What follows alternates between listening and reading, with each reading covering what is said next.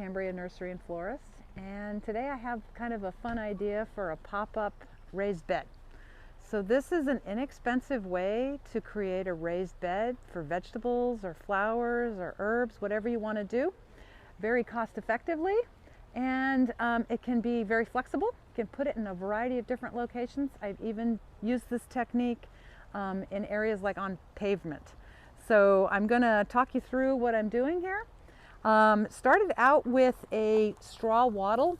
I have 2 straw wattles. These are 20 feet long. They are available at hardware stores.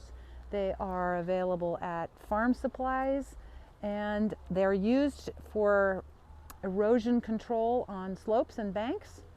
There are pieces of wire netting that has been packed with straw.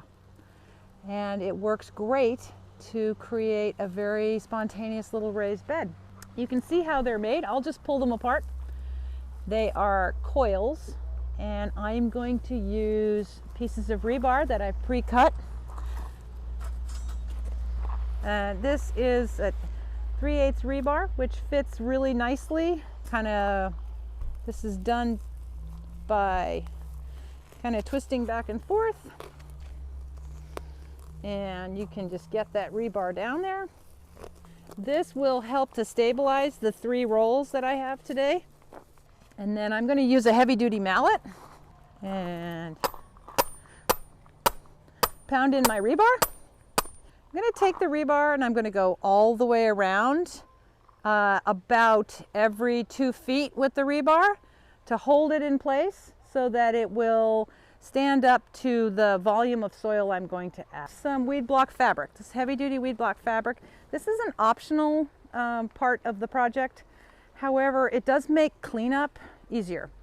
The intention with this raised bed is that I put it up spontaneously, have it for a few months, grow my veg, then I don't want it here permanently. I can knock the whole thing down. This makes that a little bit easier to do. I have my fabric pre-cut and I'm going to lay it in place. And I'd like to introduce you to some of my favorite products that we sell here at the nursery. This is the G&B brand. This company's been around for a long time. Their products are very good quality. We're very lucky to have access to them here. They do the job really nicely for our customers. I'm going to use a blend of products, mostly because I really want to fill up the volume in a cost-effective way. I'm going to use the soil builder conditioner at the bottom. Then I'm going to use the raised bed potting mix. This is an outstanding product for any kind of raised bed. Highly recommend it. It's been designed specifically for a project like this. I'm using the soil conditioner at the bottom just to create extra drainage. This has a higher fir bark content, so it's going to drain really well. When we get over to the raised bed, we have wonderful ingredients that are going to create a lot of nutrition for our plants at the root zone. The other product I'm going to use is Harvest Supreme. Harvest Supreme is an outstanding product that has soil amendment that is packed with chicken manure. Chicken manure can be a little bit smelly, but I'm telling you right now, vegetables love it. It is really one of the best ways to get really nice, flavorful tomatoes in particular. Tomatoes love chicken manure. So I'm going to use this liberally in here to get a really nice blend going. Everything in here is going to help with drainage. However, I'm going to increase moisture retention by using Soil Moist. Soil Moist is a water holding polymer. Little tiny crystals swell up and hold moisture. I'm going to sprinkle this down in the root zone. The roots are going to wrap around it.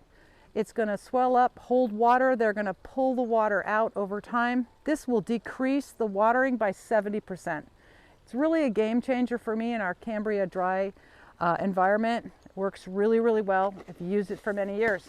I'm going to be working with another G&B product, very cost effective, excellent little tomato and vegetable fertilizer. Contains mycorrhizal fungi, absolutely a great product. Does not have a lot of odor, doesn't attract dogs or cats. You know, sometimes dogs will go after things that are really, smelly. this is a great product for tomatoes, kale, all the vegetables I'm using today respond really quickly to it. We're going to get lots of nice, rich green growth. I have assembled the raised bed, packed it with soil, made my blend, added my soil moist and my fertilizer. Now I'm ready to plant. So today I'd like to share with you my two favorite tomatoes. I plant these and have tremendous success. First of all, I'm going to do a celebrity, which is an awesome tomato. It bears abundantly. The fruits are medium-sized, but when this guy yields its crop, it is one of the most prolific tomatoes I've ever had. The other thing I like about it is it grows in a columnar manner. It's nice and upright. It doesn't go flopsy-mopsy all over the place. It's not quite as vining. It's a much more compact plant. It behaves very nicely for me in the garden. The other one that I really like is sun gold. Now sun gold does get huge. It really vines. It's kind of the opposite. It gets really, really tall. It's a very prolific bearer. It has gorgeous orange, yellow-orange fruit, and it just bears an abundance. But it looks great in a salad. It's super tangy, super tasty. It's great in a variety of different climates. I highly recommend sun gold. It's nice to have a slicing tomato and one that's good for salads as well. Some of the other plants I'm going to pop into this garden, I'm going to start from seed. It's a couple of wonderful salad mixes. This is called Salad Bowl Blend. It has a variety of different lettuces. They all grow in a really nice, more upright manner. Really good choice. Black-seeded Simpson. This is an old school variety that's been around for a long, long time. Very reliable. Big, huge, luscious leaves. Outstanding plant in the garden and excellent for salads. Highly recommend it. A couple of my other favorites. This is mustard. This is Japanese red mustard. It's a fantastic plant for its tanginess. It's very hot and spicy. There's a variety of things you can do with it. Wonderful plant. It also becomes a lot more mild if you saute it, but it's a very dramatic plant. It has big, huge, large red leaves. It looks great in a vegetable garden. A red kale. This is a wonderful plant. Very, very dramatic. I have this throughout my own garden in a flower bed, and it's very ornamental, but it's just a fabulous kale to actually cook and eat. Swiss chard's a very approachable vegetable for young kids. It can be sauteed with salt and pepper and butter, and it's absolutely delicious. This variety has gorgeous stalks. This is 5-colored variety. You can see the different colors that are starting up. As it matures, it'll become very, very dramatic. Again, it looks beautiful in the garden.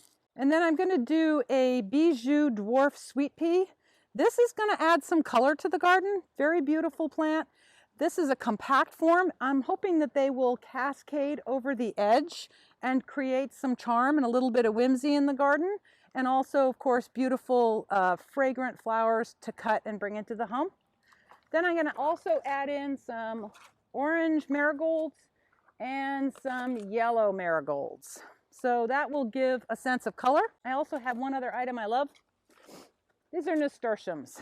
This one is called Alaska, and this is a great nasturtium. Not only does it come with a variety of different colored flowers, but the foliage is beautiful as well. This can be used as a garnish, and you can add nasturtiums as an edible flower into any salad. And again, it creates a little bit of whimsy and novelty factor in the garden, because just having vegetables, you know, it's one option, but it's nice to add in those flowers. A quick word about tomatoes and tomato cages. I highly recommend that you buy the very best quality tomato cage you can find. The heavier the better, the taller the better, the stronger the better, and it's still not going to be enough.